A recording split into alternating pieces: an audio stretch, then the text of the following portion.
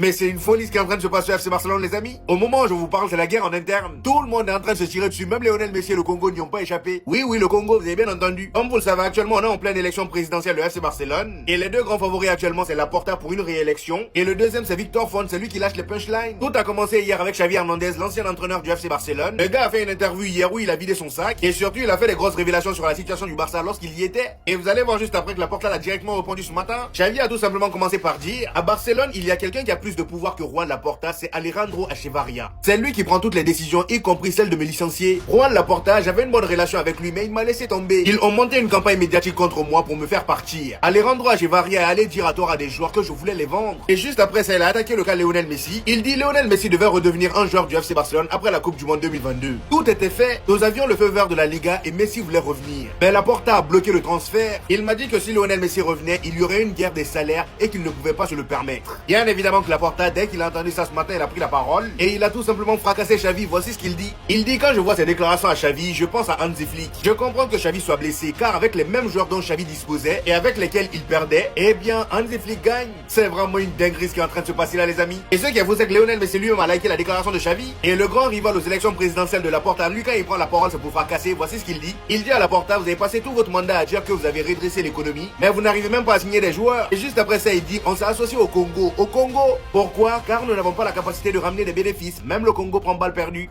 C'est tout ce que je voulais en tant que madrilène. Un Barça en pagaille dans un moment aussi crucial. Pour ceux qui sont pas au courant, dans un timing assez précis, au vu du fait que ce matin on a assisté au duel pour les prochaines élections en tant que président du Barça de Juan Laporta ou bien de Victor Lafonte, à quelques heures du duel, Xavi est venu rétablir plusieurs vérités qui pour moi seraient littéralement pour décrédibiliser Laporta dans ce duel. Passant par le retour de Messi qui a apparemment été bouclé, mais que dans les derniers moments, Laporta s'est opposé à ça, alors que tout le monde en rêvait. Xavi a même déclaré que Laporta était prêt à faire la guerre à Messi en cas de retour, qu'à partir du moment où Messi a su tout ça, il a arrêté de répondre à Xavi.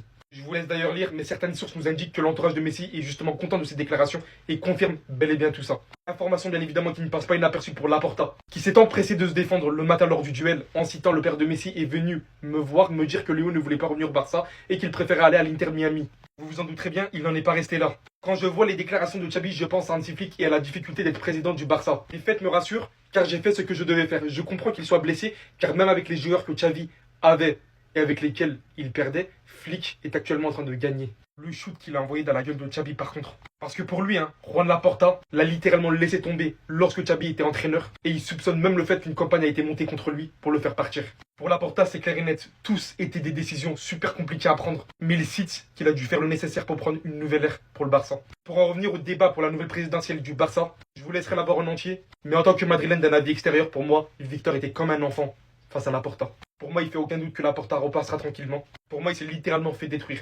Xavi est actuellement en train de lâcher des bombes sur Laporta. Pourquoi maintenant? Pourquoi aujourd'hui? Tout simplement car demain il y a le débat entre Laporta et Font. Et tout ce que Xavi vient de déclarer, sachant que Xavi est avec Victor Font, Font pourra l'utiliser contre Laporta demain. Il a frappé dans quelque chose de fort en déclarant que Lionel Messi devait redevenir un joueur du Barça après la Coupe du Monde 2022. Tout était fait, nous avions le feu vert de la Liga et Messi voulait revenir. Mais Laporta a bloqué le transfert, il m'a dit que si Léo revenait, il y aurait une guerre des salaires et qu'il ne pouvait pas se le permettre. Quand tu sais l'amour que les fans ont envers Messi, de clairement pointer du doigt Laporta, sachant qu'on sait que c'est à cause de lui qu'il est parti. Si maintenant c'est encore une fois à cause de lui qu'il n'est pas revenu, ça va coûter cher pour Laporta. Mon intérêt est de dire la vérité, à savoir que Messi ne retournera jamais à Barcelone simplement parce que Laporta ne le veut pas. Il affirme aussi qu'il reviendra plus jamais au Barça, que c'est fini, qu'il a déjà fait son temps là-bas en tant que joueur et entraîneur, en parlant de lui-même Xavi. Laporta m'a limogé de mon poste d'entraîneur sans me dire la vérité, sous l'influence de quelqu'un qui je crois est au-dessus du président lui-même, à savoir Alejandro Echevarria. Autrement dit, c'est Alejandro qui m'a limogé. Il dit qu'il a demandé au Barça Zubimendi une chose qu'on savait déjà, mais que le Barça n'avait pas les moyens.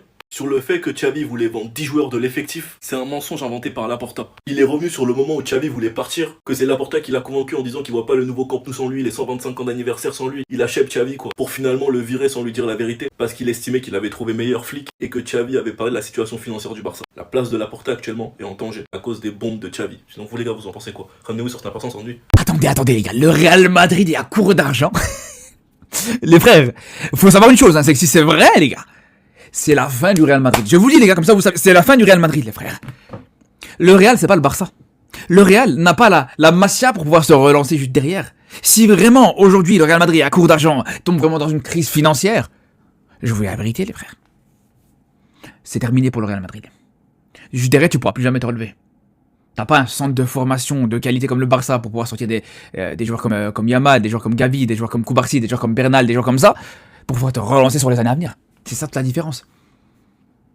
Mais moi, la question que je me pose, c'est comment c'est possible, et ça c'est important de préciser, c'est comment c'est possible qu'un club qui dépense pas énormément sur le mercato, comment c'est possible qu'il soit à court d'argent, ça ramène des joueurs gratuitement, des Alexander-Arnold gratuitement, Mbappé gratuitement, tout ça gratuitement, comment le club peut tomber à court d'argent? Moi j'ai une théorie pour ça, je pense que l'argent part autre part que sur les mercato les gars, non mais voilà, pensez ce que vous voulez les frères, pensez ce que vous voulez. Non mais il se prend pour qui Vinicius les gars? Donc là il menace de quitter le Real Madrid si le club recrute Rodri. C'est quel genre de gaminerie ça s'il vous plaît? Franchement c'est quel genre de gaminerie? Est-ce que déjà les deux joueurs ont vraiment un problème réellement entre eux? Franchement je me pose la question. Alors ok, Rodri a pris le ballon d'or à la place de Vinicius, voilà, il y en a certains qui estiment que c'est le vol du siècle, le scandale du siècle, pas de problème. Mais est-ce que c'est réellement de la faute de Rodri? Même si c'est réellement un vol, même si on peut considérer que c'est un vol, est-ce que c'est de la faute de Rodri? Est-ce qu'il y a de quoi avoir un problème avec Rodri derrière? C'est ça que je comprends pas les gars, cet ego à chaque fois surdimensionné dans ce club du Real Madrid les gars. Quand c'est pas Mbappé c'est Vinicius, quand c'est pas Vinicius c'est Bellingham, quand c'est pas Bellingham c'est Arda. Les gars, aujourd'hui je pense que quand tu vois que t'as un club comme le Real Madrid qui veut recruter Rodri par exemple, qui te parle de recruter Rodri, qui te parle de se renforcer avec un des meilleurs joueurs à son poste actuellement, même si, on va pas se mentir, il revient pas très bien de sa blessure, je pense qu'aujourd'hui Vinicius devrait juste être content de ça. Et devrait pas être en train de chouiner comme si c'est un gamin capricieux en fait, tout simplement, c'est ça le problème. Je comprends Xavi, mais je ne suis pas d'accord avec lui. Je répète, je comprends Xavi, mais je ne suis pas d'accord avec lui. Je comprends qu'il ne porte pas Laporta dans son cœur. Laporta ne s'est pas bien comporté avec lui, il faut le reconnaître. J'étais contre le fait qu'il parte, malgré le fait que dans la communauté, il y avait presque unanimité pour qu'il parte. Moi, j'étais pas pour. Pour moi, il a juste besoin d'un bon effectif, d'un meilleur effectif que ce qu'il avait.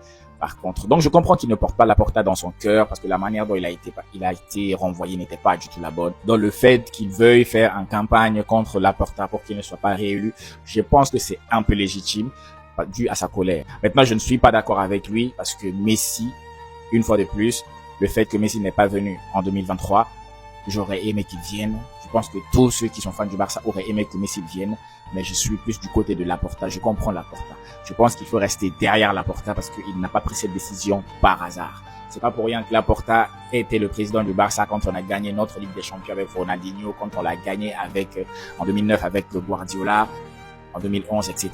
C'est pas pour rien, les gars. Le gars, et quand il revient tout à coup, toutes les choses se remettent à l'ordre un peu. Je le comprends parce que, au début, quand Laporta vient en 2022 ou 2021, je pense, la Liga a refusé qu'on signe Messi à cause du masse salarial. Là, c'était pas la faute de Laporta. Laporta a fait ce qu'il pouvait, il n'a pas réussi. Maintenant, après la Coupe du Monde, là, ça se voyait que Messi avait une dent contre Laporta. Donc là, Laporta, il veut couvrir ses arrières. Je suis désolé, je le comprends. Il veut couvrir ses arrières, il veut se protéger, il n'a pas confiance. Si Messi vient, il a beaucoup de pouvoir, ça peut créer des problèmes, même avec le Barça. Je suis désolé. Parce que le Barça est plus grand que n'importe quel joueur. Même si c'est Léo Messi le plus grand de tous, le Barça doit être plus grand que toi, Messi. Je suis désolé. Donc, s'il revenait en 2023, est-ce que ça allait être bon pour nous en sachant que Messi, c'est plus son prime, il est en pente descendante. Donc, je pense qu'il faut rester derrière Laporta, même si, voilà, il faut pas en vouloir à Xavi. Maintenant, ouais, il y a eu des photos de Laporta, des vidéos de Laporta en train de dire il va tout faire pour faire venir Messi. Moi, je pense que ça se comprend. Il est officiellement le président du Barça. Messi, c'est officiellement le plus grand joueur du Barça de tous les temps. Je peux pas venir dire, je déteste Messi, il va pas venir. Non, c'est un peu politique, ça se comprend. Il y a une image qu'est le Barça, il faut respecter l'image qu'est Messi, le symbole qu'est Messi. Donc, Laporta a fait ce qu'il avait à faire, sincèrement. Donc voilà, vieux philosophe, on t'écoute. C'est sans l'arbitrage, je pense que le Real aurait 0 coupe de comment on explique ça? Zéro Ligue des Champions. En fait, c'est quand on va passer devant? J'arrive pas à comprendre. Moi qui attendais quand même ces petites défaites là à ce moment-là. Ou un petit match nul, mais tu peux jamais compter. Mais jamais compter sur l'Athletic. D'ailleurs, je me demande pourquoi Nico Williams, il a décidé de rester là-bas, la famille. Depuis là, je me pose encore la question, t'as vu? Il veut pas goûter à la défaite. Même si on dit pour l'amour. Mais barre-toi, la famille. Surtout qu'aujourd'hui, j'ai senti que le FC Barcelone était fatigué, était épuisé. Et d'ailleurs, les Barcelonais, qu'on ne dise plus jamais, mais plus jamais, la famille, que vous avez le meilleur milieu de terrain au monde. On a vu que dans la rotation, lorsqu'il fallait faire tourner, mettre Pedri sur le banc, que dans la créativité, c'était très compliqué. Vous étiez à l'agonie. C'était macabre. En première mi-temps, vous avez fait un tir. C'était une talonnade de Ferran Torres. Vous n'avez même pas cadré un tir. Lamine Yamal qui a été très mauvais là aujourd'hui. Mais il a fait comme Kylian Mbappé. Il faut mettre les buts. Et quand tu mets les buts, plus personne ne peut parler par rapport à toi. Même si je trouve que voilà, la comparaison elle est un peu bizarre. Mais il a fait le nécessaire. Un but exceptionnel. Et là, on peut rien dire. Donc, on a senti que le FC Barcelone était très fatigué là aujourd'hui. Mais attention, les matchs ils vont s'enchaîner. Là, vous avez joué contre l'Atlético de Madrid. C'était compliqué. Élimination. Là, vous avez joué contre cette équipe de l'Athletic Bilbao. Dans tous les cas, vous ne pouvez pas compter sur eux parce que ce n'est pas un club. Mais là, vous allez affronter une autre équipe. Vous allez affronter Newcastle qui va mettre de l'intensité. Et là, vous n'avez pas fait reposer Lamine Yamal. Parce que ça aurait été intéressant de voir quand même Bardi là aujourd'hui. Donc voilà, force à vous dans tous les cas. C'est hypocrite. Voilà, dans le bien, dans le bon. Attendez, mais c'est vrai, ça parle plus de pubalgie. Ça parle plus de Yamal arrogant. Mais qu'est-ce qui s'est passé? Bizarrement, tout le monde aime Lamine Yamal maintenant. Bizarrement. Bizarrement, vous l'aimez tous. Hein? Ça nous a dit ici que c'est le genre le plus arrogant de l'histoire. Il va flop dans même pas 2 saisons. Lamine Yamal est arrogant, il se perd. Neymar numéro 2, pire que Neymar. Il croit qu'il est qui? Il salue pas Cristiano, nanani. Bizarrement, aujourd'hui, tout le monde l'adore. Tout le monde l'aime. Mais c'est quand même étrange. C'est quand même étrange. Aujourd'hui, vous jetez votre dévalu sur Rafinha. Ah, finalement, ce n'est même pas Rafinha n'est même pas si fort. Franchement, il profitait seulement de Lamine Yamal. Ah non, Rafinha, franchement, il nous déçoit. Franchement, oh non, bande de plaisantins. Vous êtes là seulement pour sucer. Quand il y a un peu de prime là. Nous, quand ça va pas. On dit Hamdoulillah. Le petit là est fort. Vous êtes des plaisantins tous. Newcastle est intéressé par Ferran Torres. Eh ben ça les gars, je peux vous dire, ça tombe très bien. Mardi justement, le Barça va à Newcastle. Ben moi ce que je propose les gars, c'est de leur laisser directement là-bas. Que Ferran Torres fasse pas le trajet retour avec le Barça. Directement, on peut leur laisser. Vous le voulez, on vous le laisse. Par contre, il y a juste une chose. Pour que tout se passe très bien.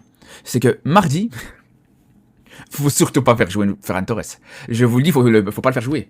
Parce que si tu fais jouer directement, ils vont se rendre compte que non, on a changé d'avis. Non, on n'en veut plus de votre joueur. Gardez-le, votre joueur. Donc c'est là où je vous dis, les frères. Pour moi, franchement, les gars, on le laisse là-bas. C'est pas grave. On leur donne 3 mois cadeau, y a pas de problème. On s'en débarrasse juste derrière. De toute façon, j'ai envie de vous dire, les gars, on finit la fin de la saison. Sans numéro 9, ça changera absolument rien. Jouer à 10 ou jouer avec Ferran Torres, à un moment donné, je me demande si c'est pas la même chose, voire même mieux. Donc c'est là où je vous dis, les frères, faut profiter de cette occasion. Ferran Torres, j'espère que t'as pas prévu de faire le voyage retour. Clairement, là, tu vas rester à Newcastle. Apprends l'anglais, Ferran, apprends l'anglais.